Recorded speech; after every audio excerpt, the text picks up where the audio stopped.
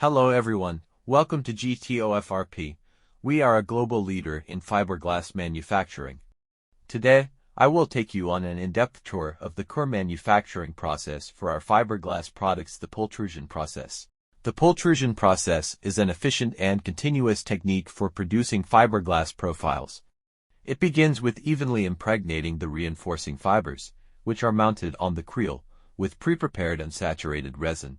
The impregnated material is then fed into a mold, where it is cured and shaped.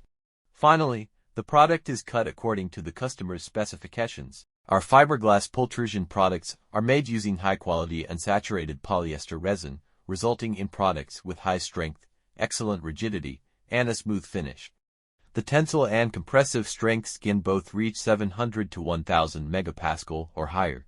Our company can produce a wide variety of fiberglass pultrusion products, including round tubes, panels, floor beams, and more. These products are applicable across multiple industries, including construction, transportation, and energy.